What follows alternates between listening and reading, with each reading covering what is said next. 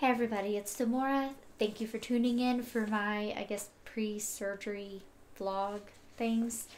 Um, I am 11 days out from surgery and I am getting extremely excited and still nervous, but it's the good nervous, not the bad kind, if that makes any sense. Um, I got my packet in the mail today for my pre-op instructions, and I figured that I would just go through a couple of the quick things, a couple of things that I knew but it didn't really dawn on me type things. And yeah, so I'm gonna go over a couple of those. Excuse me. The plague had hit our home, so I didn't get to do one last week. Okay. So a nurse is supposed to be calling me, I guess, the night before, a couple of days to the night before my surgery, and to let me know about what food and drinks, medications, and other instructions that I can have. It's the general no alcohol, can't eat or drink after midnight, with the exception of a sip of water to take my the antibiotic prescription that they sent me before, things of that sort. But I didn't know that there were specific foods that I shouldn't even eat within a couple of days. So that was something neat to learn. I also have a three pages of medications that I am not allowed to take the week before or the week after. So that's a lot. But it's mainly things like to help make sure that, it doesn't thin my blood, things like that, from what I'm seeing. Luckily, I don't take a whole lot of this stuff, but I do have children, so that means that I can't have Tylenol or ibuprofen. Let's see. So on the paper for the fat grafting, which is going to be my breast augmentation, it sort of surprised me, not just with this one is part of all of it, but I am expected to be up and walking several times a day, continuing motion and things like that. Obviously not the lifting and exercise and stuff like that, but I am going to be up and walking, so that makes me feel good that I'm not going to just be flat down and dying in pain.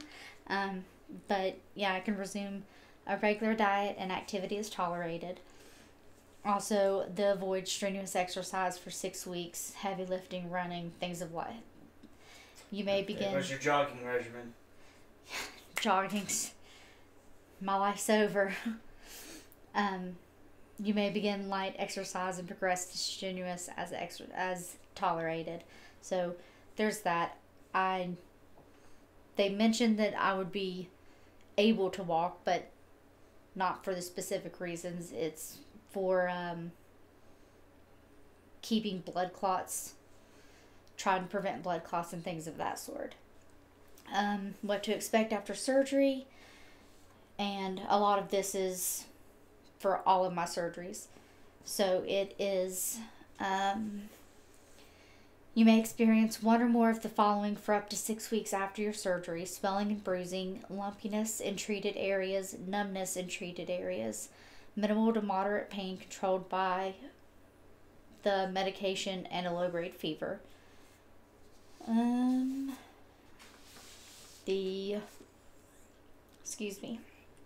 Abdominoplasty and flankplasty. What to expect after surgery: swelling, bruising, tightness in the abdomen, tenderness around incision, numbness in abdomen, back pain, red to yellow tinged drainage, fluid accumulation. Please, Lord, let me be able to talk. Fluid accumulation after drains have been removed, moderate pain controlled by the medication, and low-grade fever. I will be wearing an abdominal binder, and I have to leave the dressings in place until after my first post surgery appointment. After dressings are removed at the post surgery appointment, abdominal binder should be worn continuously for approximately 2 weeks. And of course, I'll probably have to sponge bath for the first couple of days, and then I can take a shower, try to do not a whole lot of wetness in the specific areas, but they can be wet, just not submerged.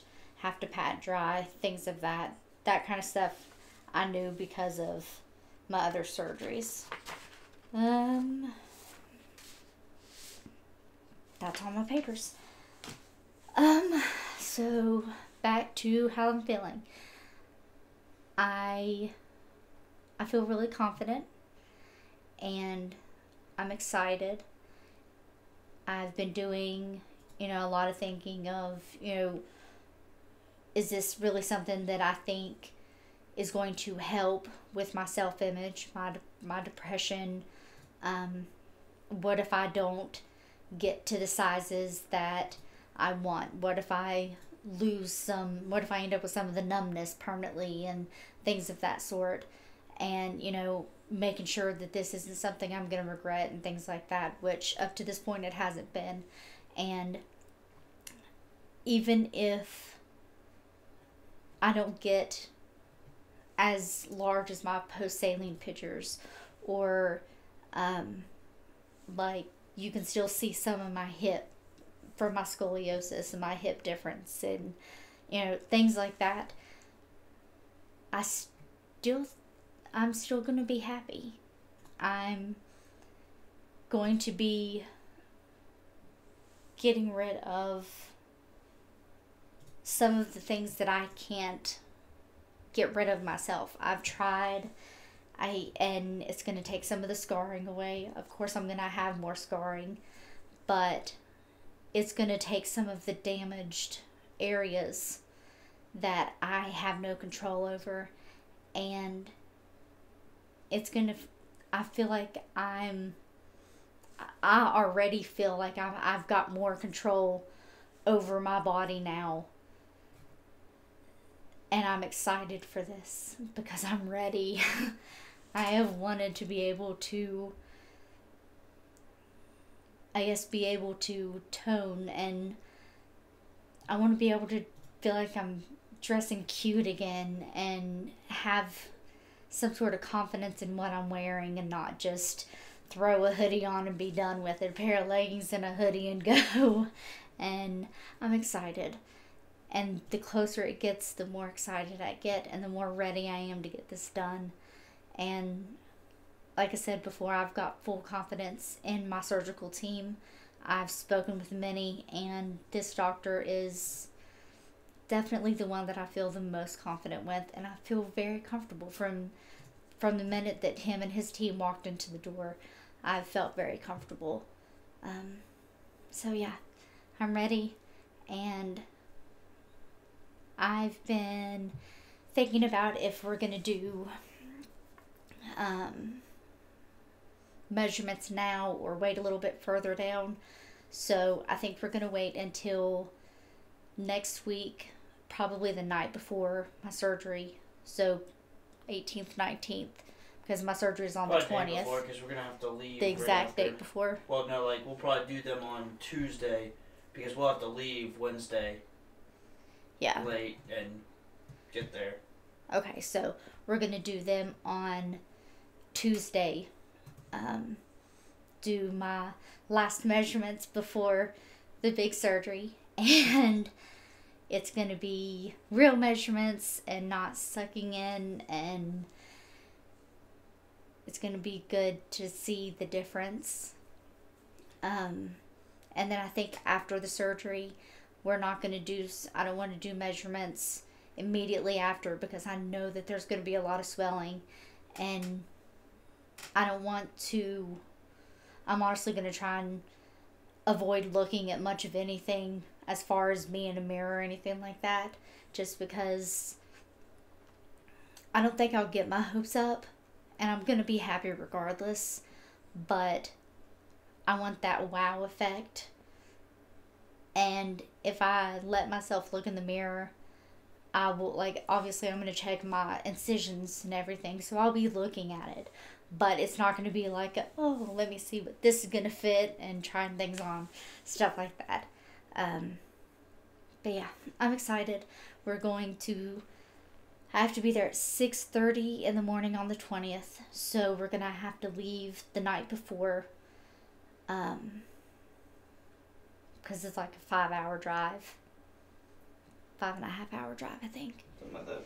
But yeah, so we're going to get there later in the evening and stay the night at the hotel, which is like 5 minutes down the road. And it's a really nice area, so I'm excited. Sorry, I know my voice has been shaky. It just, I don't know. I still feel not bad for doing something this big for myself, but I'm still getting used to the idea, so it makes me nervous talking about it because I know that it's real if I talk about it. So I apologize for the shaky voice.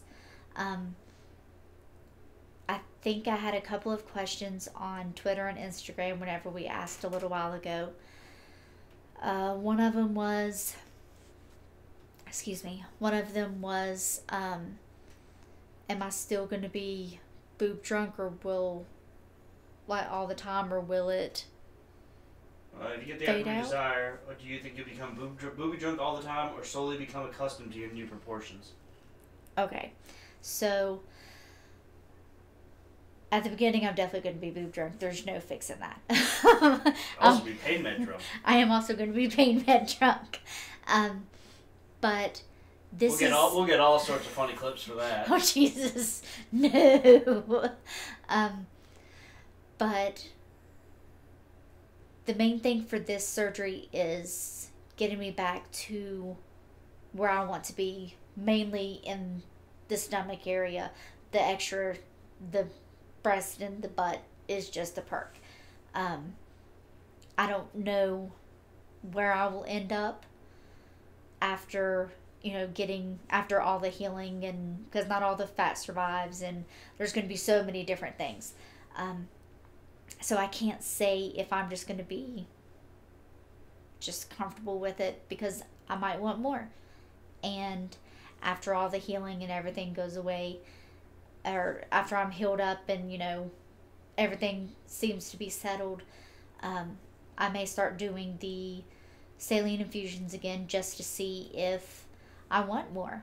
Because with my personal interest, I don't know.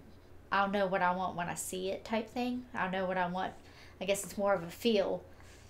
But I don't know. I'm going to be happy and proud of myself for making this step, and excited to see where it takes me, if that answers the question at all. And then there's scarring, if scarring is an issue, that type of enlargement. So the scarring that I'm going to have, it's going to go around my stomach, up a little bit for my hips, and then around the back because of the abdominoplasty and the flankplasty. With the BBL and the breast augmentation, that is going to be pretty much the liposuction. They like suck it out, and then into needles, they put it in and shove it in. Like, there's not going to be as much, where with the breast implants, it would be like cutting and lifting and shoving and all of that. That's not what I'm doing. That's part of the reason why I'm doing the fat transfer, is because I want it to be more natural. And with that, they just use the suction and shove the needle in and all that fun stuff. So no, as far as this area, there will not be a whole bunch of scarring. The scarring will be around my waist more. That should be like bikini. Yeah, level. it's all something that'll be able to be covered with, like, my pants, a bikini bottom, things like that. It's not going to be like everywhere scarring. And then I had, what was the other one? Here's a legit question. How long approximately do they think the surgery will take, and how long is the healing process for you? My surgery is estimated at 8 hours. That was also one of the things that was a big worry for you was... That is out of all of the, the research we've done, on Real Self, specifically with our doctor, just in general, things like that. My biggest fear is probably the fact that I'm going to be under full anesthesia for 8 hours, approximately. I made sure that, luckily, one of my friends that had just had surgery a couple months ago, she, I was asking her a lot of questions, love her heart. I was asking her a lot of questions, and she told me to, double check and make sure that the anesthesiologist in the group that they use is not just some third party. It's someone that they work with constantly and that have gone through rigorous training and everything like that. And my doctor also has experience in several different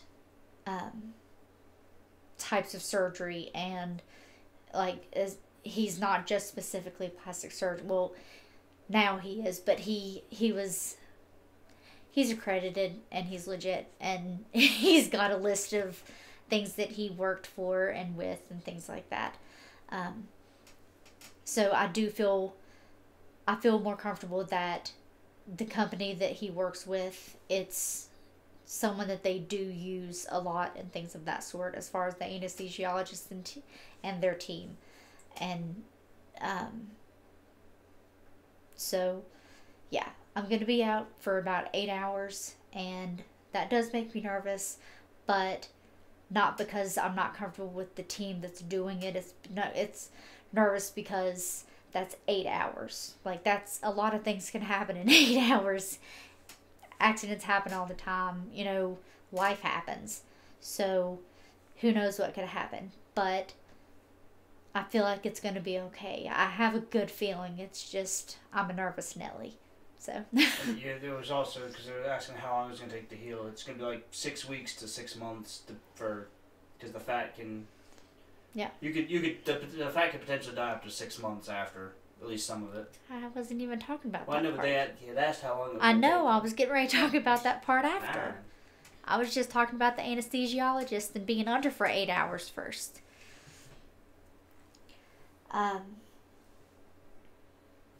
Yeah. So with the fat transfer, all of the fat could live, half of the fat could live. It just really depends on what my body does with it. So we won't really know until around 6 months, because little by little it could come and go and things of that. Well, not come and go, but it will be adjusting. As far as the healing process, I will have to walk around and things of that sort, to take precautions against blood clots and just to get used to it, let the skin start stretching, but not so much at the very beginning, because of course I'll have the abdominal binder on for up to 2 weeks. Well, 2 weeks-ish, like the paperwork said that I said earlier. Knowing me, I'll probably have it on a little bit longer just because I'm nervous Nelly. But 6 weeks, I shouldn't have any limitations after 6 weeks. I'll be able to drive, be able to lift. Obviously, don't, go straight into deadlifting, but, work my way into it and things of that sort. There's also, something I don't think you were worried about how you were sleeping. Oh, man. Oh, that's going to be bad. Sleeping's going to be so bad. Because I'm a side sleeper and a back sleeper. I have issues sleeping on my stomach anyways. I always end up over there and then I'm like, ugh, my back already hurts. But yeah, I'm not going to be able to sleep comfortably. because I'm going to be cut all the way around because of the abdominoplasty and the flankoplasty. So I'm probably going to have about 800 pillows just sort of propped up around me. We may need to just get like one of the donut pool floats and I'll just sleep in it. I don't know. So that's going to be bad. Don't judge me if I've got all kinds of black circles under my eyes. But yeah, I've had 2 C-sections and a full Da Vinci hysterectomy, so I can handle pain. It's just going to be, it's not usually on my back. So, nothing I can't handle though. No, I just remembered your biggest concern of all, your mole. I might have to lose my heart mole underneath my belly button. It was a circle all growing up until we had our first child. And then once I started getting bigger, like the bottom got bigger whenever I got pregnant, but once around the middle section of my stomach started getting bigger, my mole turned from a circle into a heart right under my belly button. And so that's gonna suck if I have to lose it, but it'll be okay. It was sweet. It's crazy, but it's who I am. Anyways, thank you all for your support, and you guys are great. Bye.